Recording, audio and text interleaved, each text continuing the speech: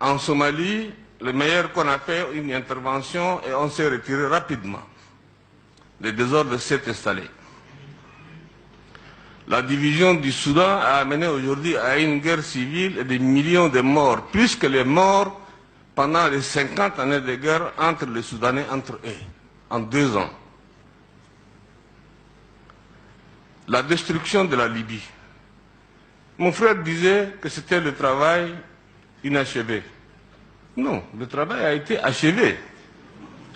L'objectif recherché étant l'assassinat de Gaddafi, mais pas autre chose. Pas autre chose. Donc, disons-nous que le travail a été achevé. Mais ce qu'il n'a pas eu, c'est le service après-vente. C'est le service après-vente qu'il n'y a pas eu. Donc on aurait dû accompagner les Libyens pour la naissance, comme disait en son temps, la nouvelle Libye démocratique, la nouvelle Libye en paix, en stabilité. Gaddafi est mort, c'est terminé, bagage plié, on est parti. Et voilà, aujourd'hui, la Libye est devenue le terreau du terrorisme et de tous les brigands, de tous les malfaiteurs. Les Libyens sont des Hébreux, ils ne savent pas à quel sein se vouer. Les Libyens de souche, pas les étrangers qui viennent détruire le pays. Le Mali, c'est une conséquence directe de la destruction et du désordre de la Libye. Le Boko Haram n'avait pas de force, du matériel. Le Boko Haram, c'est aussi une conséquence directe de la destruction de la Libye. Au Cameroun, la guerre Boko Haram au Cameroun, c'est aussi les conséquences directes de la destruction de la Libye. Les armes qui circulent dans l'Afrique au sud du Sahara, jusqu'au rivage, je dirais de l'Équateur, ces armes-là vont aller encore plus loin.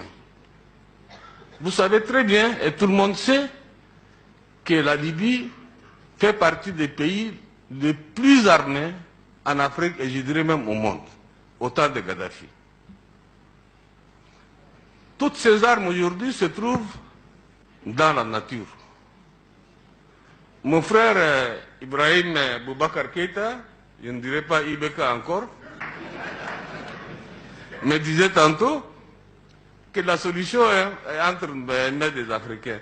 Monsieur le Président, mon frère, la solution n'est pas entre nos mains. La solution, c'est entre les mains de l'OTAN, qui a créé le désordre, n'a qu'à aller ramener le désordre, l'ordre. C'est simple. Oui, mais il ne faut pas rigoler. Il ne faut pas rigoler. C'est notre vie. C'est l'Afrique qui est en danger. C'est l'Afrique qui est en danger.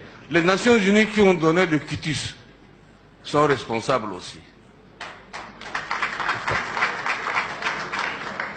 Donc, aucune armée africaine ne peut aller détruire en Libye le terrorisme. Je ne dis pas le peuple libyen. Les populations libyennes, quelles que soient leurs origines, quelle que soit leur idéologie, peuvent dialoguer et trouver une solution. Mais là où le bas blesse, comment peut-on négocier ou dialoguer avec les intégristes, avec les fondamentalistes? C'est impossible, il n'y a pas de dialogue.